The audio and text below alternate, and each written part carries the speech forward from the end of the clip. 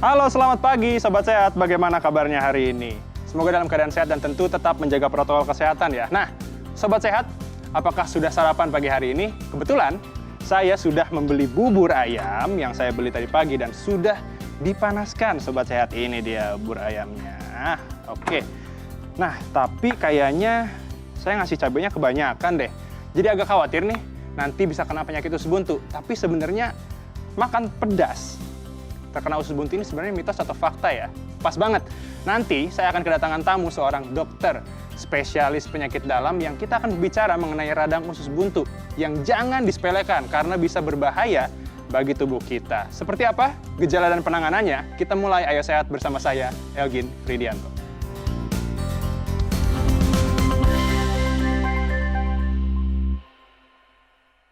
Sobat Sehat, penyakit radang usus buntu bisa menyerang siapa saja, mulai dari anak-anak hingga orang dewasa. Lantas, seperti apa gejalanya? Simak informasi berikut ini. Penyakit usus buntu adalah peradangan yang terjadi pada organ usus buntu. Sementara di Indonesia, banyak orang menyebut penyakit usus buntu hanya sebagai usus buntu. Padahal usus buntu adalah nama organ yang mengalami peradangan. Usus buntu adalah organ kecil yang menempel pada usus besar di sisi kanan bawah rongga perut. Fungsi usus buntu adalah menjadi tempat bakteri baik berlindung dan berkembang biak. Sama seperti organ tubuh lainnya, usus buntu juga bisa terinfeksi dan mengalami peradangan. Gejala radang usus buntu yang perlu diwaspadai, yakni merasakan nyeri di sekitar pusar yang kemudian berpindah ke bagian kanan bawah dari perut. Bisa juga nyeri mendadak yang dimulai dari sisi kanan perut bagian bawah. Nyeri di bagian belakang bawah betis dan lubang anus. Demam ringan yang mungkin memburuk saat penyakit berlanjut. Mual dan muntah. Diare atau konstipasi atau susah buang air besar. Kehilangan nafsu makan hingga perut kembung. Namun, radang usus buntu dapat dicegah dengan cara mengurangi risiko terkena penyakit tersebut. Lalu bagaimana caranya? Simak informasi selengkapnya di Ayo Sehat. Sudah hadir bersama saya dokter spesialis penyakit dalam, Dr. Firly Nanda. Selamat pagi, Dr. Firly. Selamat pagi, Mas El. Bagaimana kabarnya, Dok? Alhamdulillah, baik. Alhamdulillah baik. Oke, Sobat Sehat, sebelum kita berbincang dengan Dr. Firly, perlu menjadi perhatian dan perlu menjadi informasi bahwa seluruh kru yang bertugas sudah bersama juga dengan Dr. Firly sudah melewati protokol kesehatan yang ketat dan juga sudah melakukan tes terhadap COVID-19. Nah, dokter, kita langsung masuk ke tema. Masuk ke tema. Untuk pertanyaan pertama, sebenarnya Sobat Sehat juga ingin tahu posisi dari usus buntu itu sebenarnya ada di mana sih, Dok? Oke. Nah, ini kita ada gambar nih. Boleh kita dijelaskan, dokter. Oke. Sebenarnya sih kayaknya udah di-highlight ya di mana letak usus buntu. Cuman untuk menjadi perhatian bahwa apa sih usus buntu itu? Usus buntu itu adalah merupakan salah satu bagian dari usus. Jadi kalau kita tahu saluran pencernaan, kita mulai dari mulut, turun ke kerongkongan, ke lambung, berlanjut ke usus halus. Ya. Ini sebenarnya nggak ada gambarnya, harusnya ada usus halus Ada di usus sini. halus di sini ya. Oke. Lalu usus halus itu terhubung langsung ke usus besar. Nah, ini gambar yang ini usus besar nih namanya. Nah, di mana letaknya si usus buntu? Dia ada di ujung sini. Bentuknya seperti cacing. Berarti di bagian kanan bawah nih. ya? Kalau ini adalah badan manusia. Oh, di badan manusia. Sebelah sini. Kemudian di mulut, kerongkongan, usus halus, berjalan. Nah, ini usus besar, melingkar. Baik. Ya, berarti letaknya ada di kanan bawah. Kanan bawah. Ini kanan bawah Baik. ya. Ini kan dari badan manusia nih. Di situ letaknya. Yang kecil ini nih. Yang kecil ya? Oke, berarti jika Sobat Sehat di rumah merasakan adanya sakit di sebelah kanan bawah, apakah sudah bisa dikatakan bahwa dia terkena usus buntu, Dok? Tidak selalu. Tidak selalu ya? Tidak selalu, karena jangan lupa bahwa selain ada organ usus buntu di situ, di kanan bawah itu juga, terutama untuk para wanita, ada organ yang memang terhubung dengan alat kesehatan reproduktif wanita. Letaknya juga di sebelah situ. Kemudian jangan lupa ada saluran kemih. Saluran kemih? Saluran kemih itu juga jalannya sama tuh. Jadi saluran kemih ada dua, ada di kanan dan ada di kiri. Jadi kalau di sebelah kanan bisa juga karena saluran kemih. Tidak selalu bahwa itu adalah radang usus buntu. Oke, baik. Nah, Dok, berikutnya saya ada data nih, gejala-gejala seseorang terkena usus buntu. Nah, ini adalah gejala radang usus buntu, Dok. Nyeri di sekitar pusar, kemudian berpindah ke bagian kanan bawah dari perut. Ada 4 nih. Monggo, dokter boleh dijelaskan ke Sobat Sehat. Oke, jadi yang pertama betul. Jadi awalnya itu kalau lagi terserang usus buntu yang sifatnya radangnya akut, justru munculnya bukan langsung di sebelah kanan yang tadi seperti di gambar. Jadi ada namanya kalau di organ revert pain. Revert pain itu adalah nyeri yang dialihkan. Jadi awalnya justru dia munculnya di ulu hati, gejalanya mual, muntah, nyeri ulu hati, nyeri nih seperti di tengah pusar. Tapi itu berarti nyerinya tidak seperti biasa ya, sakit banget. Tidak seperti biasa dan muntah-muntah, Ya, mual. ya. Kemudian baru akhirnya nyerinya pindah ke sisi yang si radang usus buntu tersebut di sebelah kanan bawah. Kanan bawah. Nah, nyerinya mendadak yang dimulai dari sisi kanan perut bagian bawah. Betul. Kalau dia sifatnya akut. Terkadang yang kita tidak perhatikan sebenarnya nyerinya sudah pernah hilang timbul tapi tidak dirasakan. Betul. Sehingga akhirnya yang rasa nyeri hebatnya baru dirasakan mendadak. Nah, itu berarti dia sedang radang yang hebat, radang yang sedang akut. Oke. Kemudian nyeri di bagian belakang bawah betis dan lubang anus. Ya, itu sebenarnya hampir berhubungan sama seperti yang nyeri di sekitar pusar. Itu disebut namanya dengan revert pain karena organ-organ yang berada di dalam tubuh manusia itu kan ada saraf-sarafnya yang saling berhubungan, ada pembuluh darah yang saling berhubungan, sehingga kalau ada radang di satu tempat, dia bisa menyebabkan rasa nyeri di tempat yang lain yang tadi saya sampaikan revert pain. Oke, baik. Kemudian demam ringan yang mungkin memburuk saat penyakit berlanjut. Setuju, karena namanya radang, namanya ada infeksi, ada radang, pasti akan menyebabkan betul seluruh tubuh bereaksi hingga menimbulkan demam. Nah, berikutnya nih dok. Nah, mual, muntah, diare, konstipasi, kehilangan nafsu makan, dan perut kembung. Ya, tadi kan saya sudah jelaskan juga di depan bahwa bisa muncul betul dengan adanya mual dan muntah, ada diare atau konstipasi. Nah, sebenarnya diare atau konstipasi inilah yang bisa memicu terjadinya si radang usus buntu. Oh, baik. Karena biasanya usus buntu itu disebabkan adanya penyumbatan sehingga kalau pada pasien-pasien yang konstipasi, susah buang air besar, biasanya di situ ada penyumbatan. Kemudian kehilangan nafsu makan. Betul, kehilangan nafsu makan bisa karena ya rasanya kan tidak nyaman ya, mual, muntah terus. Perut kembung. Nah, itu sebenarnya semua gejalanya bisa menjadi satu kesatuan. Oke. Nah, dokter, nanti usai jeda kita akan melanjutkan perbincangan kita soal usus buntu ini karena ada pertanyaan-pertanyaan dari netizen. Oke. Sobat sehat, jangan beranjak dulu. Ayo Sehat akan segera kembali usai jeda.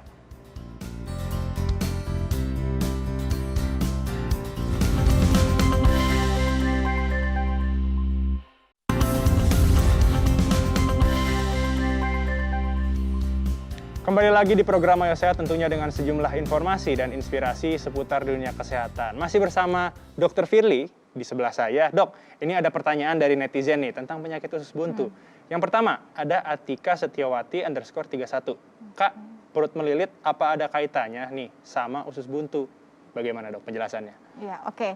Jadi kalau pada saat radang usus buntunya sedang akut-akutnya muncul, keluhannya bukan melilit, tapi tadi yang seperti sudah disampaikan bahwa mual, kemudian pindah ke nyeri yang hebat di sebelah kanan bawah. Namun yang jangan dilupakan adalah salah satu penyebab dari radang usus buntu itu adanya radang usus yang secara keseluruhan. Betul. Sehingga si radang usus itu salah satu keluhannya adalah nyeri perut melilit gitu. Jadi mungkin tidak langsung ya hubungannya terhadap usus buntu. Oke. Nah, berikutnya nih dari Diah Lestari, katanya banyak makan pedas bisa jadi penyebab usus buntu. Sama seperti tadi saya waktu di awal, makan bubur cabenya kebanyakan. Nah, mitos atau fakta? Mitos. Mitos. Karena yang menyebabkan usus buntu kan adanya penyumbatan nih di saluran usus buntu yang tadi kita lihat gambarnya. Nah, kalau si biji-biji cabai atau biji-biji jambu biji yang kecil-kecil, nah itu tidak pernah bisa menyebabkan sumbatan di saluran si usus buntu. Karena dulu juga saya juga mantan penyakit kena usus buntu. Karena itu, kenapa? Dibilangnya si biji cabai itu dikiranya. Tapi kan coba deh setelah dioperasi dilihatin gambarnya, ada nggak sih pernah ditemukan biji cabai atau biji-biji jambu biji? Tidak pernah ditemukan pada operasi usus buntu apapun. Nah, jadi itu mitos. Itu mitos, Sobat Sehat, jangan percaya. Baik. Nah, Dokter Firly, sebenarnya berapa lama sih proses kita tahu ternyata kita tuh terkena peradangan usus buntu? Biasanya yang tahu itu begitu gejalanya munculnya sudah akut. Sedangkan prosesnya bisa berjalannya cukup lama ya. Kalau dia radangnya kronik, radangnya lama, dia bisa berjalan sampai sebulan, 2 bulan, bahkan lebih 3 bulan. Tapi begitu keluhannya muncul saat akut, biasanya dalam 24 jam sampai 48 jam kita sudah bisa tahu bahwa itu adalah radang usus buntu yang akut. Oke. Berarti mungkin ada cara pertama kali ya. Bagaimana sih kita bisa mengetahui ternyata usus buntu? Tadi dokter sempat berbicara di luar, ditekan bagian perutnya. Betul kah? Jadi benar, jadi kalau untuk memeriksa sendiri dulu ya, maksudnya memeriksa kita sebagai sendiri adalah bahwa kita rasakan adanya nyeri di sebelah perut kanan bawah, kita rasakan nyeri dan biasanya seperti yang tadi Mas El juga sampaikan, jadi sulit untuk berdiri tegak, biasanya akan membungkuk karena menahan rasa nyerinya dari perut karena kanan saya kemarin bawah. jalan dari rumah saya ke rumah sakit saya begini. Iya, untuk mengurangi nyerinya ya. Nyerinya dulu lumayan. Nah, dampak terburuk Dr. Fili dari penyakit usus buntu ini dan bagaimana sih seandainya jika telat ditangani? Dampak terburuknya adalah sebenarnya begitu telat ditangani, itulah yang menjadi dampak terburuk. Karena yang tadi si radang yang harusnya bisa ditangani dengan segera, kalau diketahui dengan segera, dia tidak akan menyebabkan radangnya itu muncul seperti bisulan, ya. Kalau bahasa omnya bisulan, kemudian bisa pecah, dan kalau sudah pecah itu dia akan menyebabkan infeksi yang menyebar di seluruh lapisan perut. Nah, karena itu sebenarnya komplikasi ya? yang berat, betul. Sehingga itu yang paling terberat, sehingga yang harusnya radang usus buntu yang belum pecah itu bisa dilakukan operasi dengan operasi yang minimal. Kemudian tapi kalau sudah menyebar di seluruh lapisan perut, nah tidak bisa lagi minimal operasinya, maka akan terjadi operasi yang besar. Itu sih komplikasi yang beratnya dari radang usus buntu yang terlambat ditangani. Baik. Nah, dok, kemarin saya sempat membaca artikel bahwa mungkin nggak sih untuk usus buntu ini terkena sampai 2 kali, dok? Bisa, bila ada syaratnya. Jadi yang pertama sebenarnya bisa ada pilihan operasi yang pilihan terapi yang tidak operasi atau non operatif manajemen pada kasus-kasus radang usus buntu yang tidak complicated gitu, tidak complicated. Seperti yang tadi, ya betul, seperti yang tadi kalau udah ada abses, udah ada bisul, udah mau pecah, ya itu tidak bisa lagi kita pilih terapi yang non operatif. Harus dioperasi. Harus dioperasi. Nah, tapi kalau misalkan dia masih radang usus buntu yang sifatnya ringan setelah pemeriksaan imaging atau pencitraan didapatkan ini radang usus buntunya masih ringan, boleh diberikan terapi yang sifatnya non operatif, yaitu antibiotik untuk mencegah inflamasi dan radang. Tapi itu yang dibilang bahwa bisa 2 kali kambuh karena yang pertama tidak dioperasi, kemudian akhirnya bisa kambuh lagi karena angka rekurensi atau angka kekambuhan yang pasien-pasien tanpa operasi itu cukup besar. Sehingga bisa terkena 2 kali, tapi kalau sudah operasi sih ya tidak akan terkena lagi radang usus buntu. Baik. Berarti selama radang itu masih ringan dan kita bisa bilang menjaga lifestyle kali ya, dok ya? Bisa, betul. Itu berarti kemungkinan untuk kambuhnya itu semakin kecil?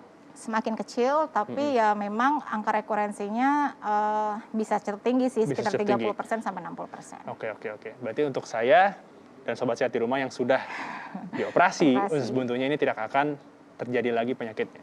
Tidak. Baik. Nah, selain itu, komplikasi dari usus buntu yang lainnya ada lagi nggak, dok?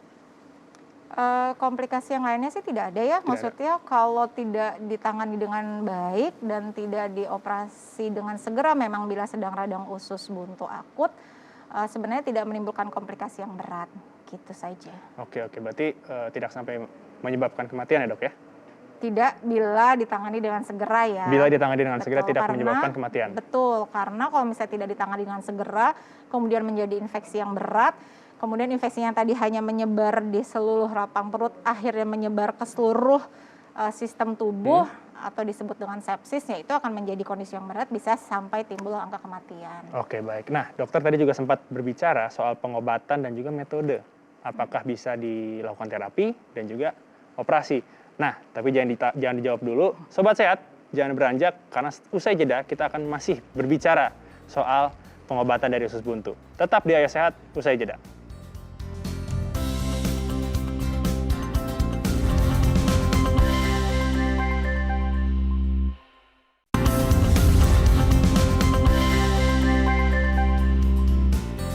Masih di Ayo Sehat, program yang menyajikan informasi dan inspirasi seputar dunia kesehatan. Nah, Dr. Firly, tadi menyambung pertanyaan sebelum jeda, usus buntu ini apakah harus dioperasi dan apakah ada treatment khusus jika sebelum akhirnya harus dioperasi?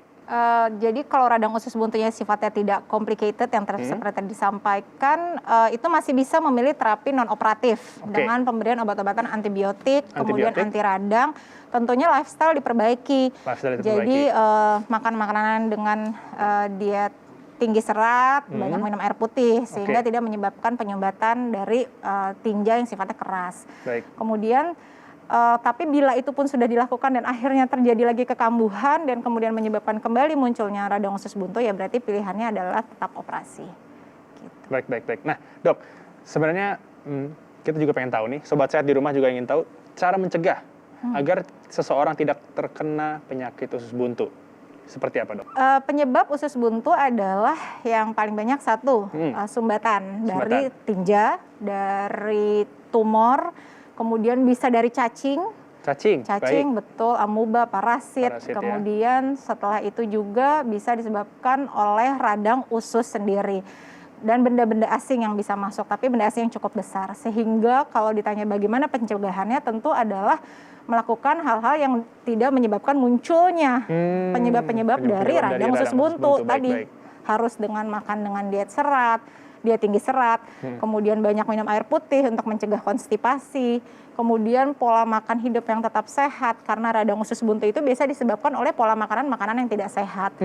Kemudian ya itu jangan jorok ya tentunya. Jadi jangan jorok, harus cuci tangan sebelum makan. Benar. Kemudian karena ya mencegah adanya amuba atau parasit atau cacing yang bisa masuk ke dalam tubuh kita. Oke, nah Dok, ini seperti data yang sudah dikumpulkan oleh tim Ayo Sehat ya. Makan makanan berserat, tadi dokter sudah bilang. Betul. Mengonsumsi makanan probiotik, mencukupi asupan air putih dalam tubuh. Benar banget nih. Makan dengan tenang, ini gimana ceritanya nih Dok nih? Mungkin tidak terburu-buru kali ya, karena kan untuk bisa makanan dicerna dengan baik, tentunya kan kita harus makan dengan baik, mengunyah dengan cukup sehingga bisa tercerna dengan baik, sehingga makanan yang dikonsumsi juga tidak menyebabkan penyumbatan tadi di saluran usus buntu.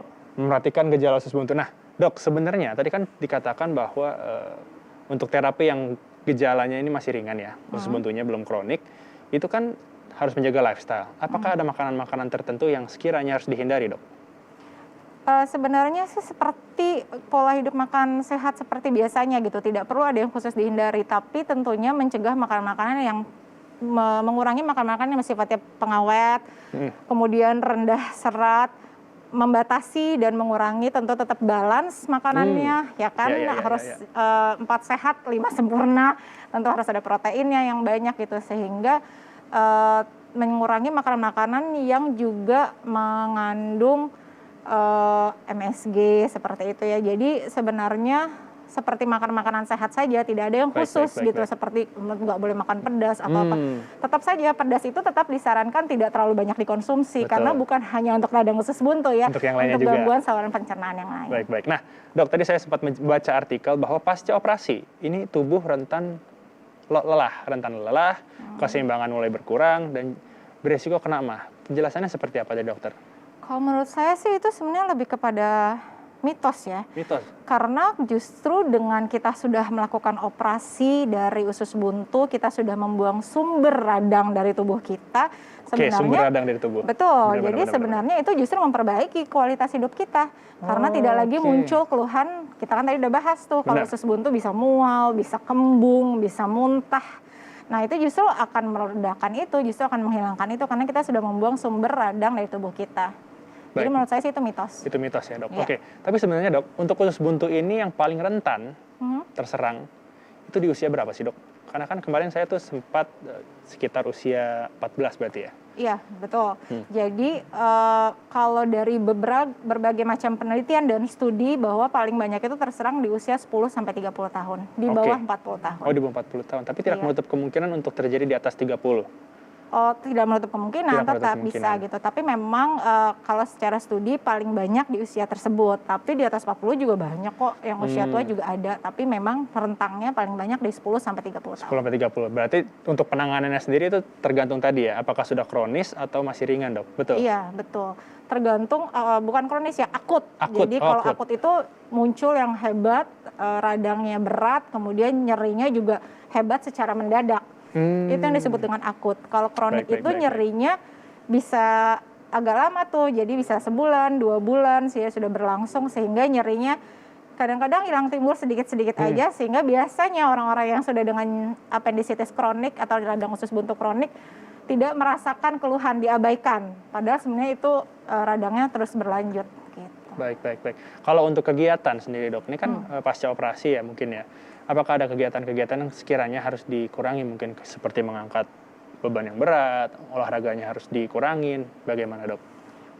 Kalau benar-benar pasca operasi tentu kalau benar-benar pasca operasi, dan sekarang kan sudah banyak teknik operasi yang sebenarnya untuk usus buntu itu dibilang adalah operasi yang ringan. Dalam 1-2 hari pasiennya sudah bisa pulang gitu. Jadi sebenarnya pembatasan kegiatan, pembatasan olahraga itu hanya benar-benar di pasca operasi saja. Baik. Setelahnya, setelah pemulihan sempurna, pemulihan baik, tidak ada lagi pembatasan untuk tindakan seperti mengangkat beban berat atau olahraga yang berat, karena sebenarnya usus buntu itu hanya bagian kecil dan bagian kemudian kecil aja betul ya? Dan operasinya kan juga biasanya operasi kecil. Jadi tidak ada masalah. Tidak ada masalah. Oke, Dokter Firly, terima kasih untuk informasinya dan tentu tadi cara mencegah agar tidak terkena usus buntu. Semoga informasi ini berguna untuk sobat sehat di rumah. Usai sudah, sobat sehat, di program Ayo Sehat pagi hari ini, tetap saksikan program Ayo Sehat setiap hari Senin hingga hari Jumat pukul 10.30 waktu Indonesia bagian Barat, hanya di Kompas TV, independen, terpercaya. Saya Algin Fridianto bersama Dr. Firly, pamit undur diri, tetap jaga protokol kesehatan dan tetap jaga kesehatan. Sampai jumpa.